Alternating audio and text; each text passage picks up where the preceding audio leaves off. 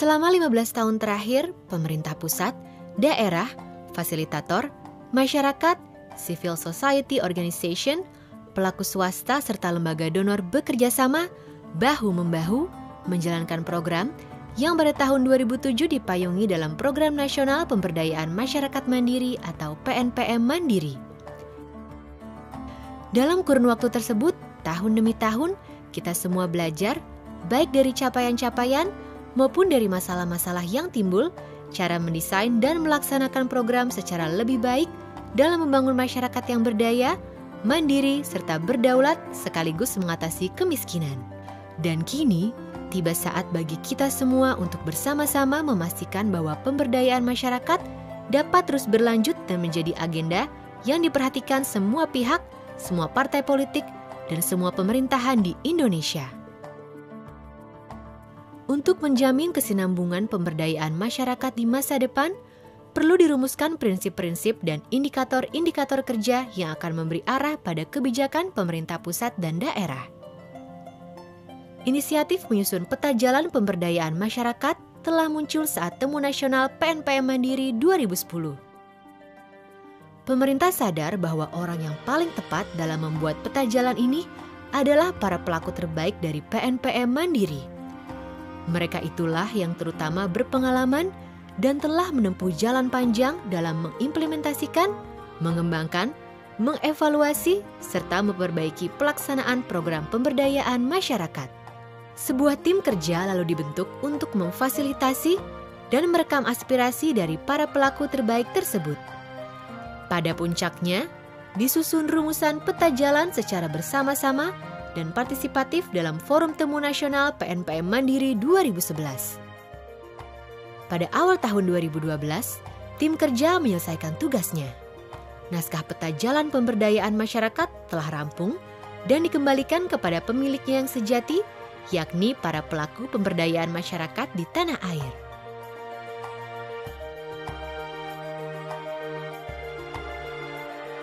Peta jalan berisi rambu-rambu bagi pemerintah dan seluruh pemangku kepentingan pemberdayaan masyarakat agar jalan menuju terbangunnya komitmen bersama bagi keberlanjutan program pemberdayaan masyarakat dan penanggulangan kemiskinan di Indonesia dapat ditempuh secara efektif.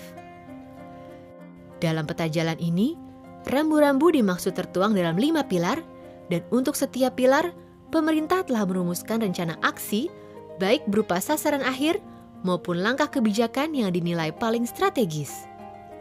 Namun begitu, pelaksanaan pilar-pilar ini tentunya hanya akan efektif bila mana para pemangku kepentingan lain ikut berkomitmen dan ikut menyusun rencana aksi yang sesuai dengan peran masing-masing.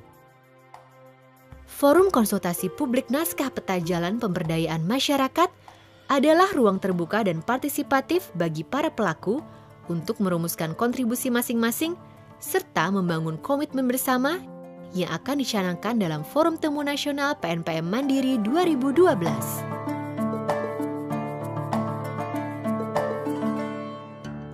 Kelima pilar dalam peta jalan saling terkait dan memiliki nilai yang sama penting. Kelima pilar tersebut adalah penguatan kelembagaan masyarakat, peningkatan kapasitas dan keberlanjutan pendampingan pemberdayaan, peningkatan peran pemerintah daerah, integrasi program, serta tata kelola dan anti korupsi. Penguatan kelembagaan masyarakat diperlukan karena kunci keberlanjutan pemberdayaan sesungguhnya berada di tangan masyarakat sendiri. Dalam rangka penguatan ini, paling tidak perlu dilakukan 2 hal, yakni 1. Peningkatan kapasitas dan akuntabilitas unit-unit agar dapat melayani kelompok miskin secara efektif. 2. Penguatan status hukum untuk melindungi aset serta memudahkan kerjasama dengan pihak dan program lain. Pilar peningkatan kapasitas dan keberlanjutan pendampingan pemberdayaan muncul berdasarkan fakta bahwa keberhasilan program sangat ditentukan kehadiran para pendamping yang kompeten, baik itu fasilitator yang disediakan program maupun pendamping lokal yang berasal dari masyarakat. Menyangkut peningkatan kapasitas ini, paling tidak perlu dilakukan 2 hal, yakni 1. Memfasilitasi upaya peningkatan pengetahuan dan kompetensi para pendamping pemberdayaan, antara lain melalui kerjasama dengan universitas dan pelatihan. 2. Mendukung kehadiran lembaga sertifikasi profesi dan standar remunerasi agar pemberdaya masyarakat menjadi profesi yang dipandang penting dan diminati. Mengingat tuntutan pemberdayaan masyarakat terus meningkat dan situasi serta kondisi di setiap daerah bervariasi, sudah saatnya pemerintah daerah mengambil inisiatif dan tanggung jawab yang lebih besar. Untuk itu, paling tidak perlu dilakukan 2 hal, yakni 1. Pemerintah daerah berkomitmen terhadap akuntabilitas serta menjadikan hasil-hasil kerja PNPM sebagai standar kerja dan mekanisme dalam pemberdayaan masyarakat. 2. Pemerintah daerah meningkatkan ikatan kepemilikan terhadap program pemberdayaan melalui komitmen pendanaan serta kebijakan proper budgeting.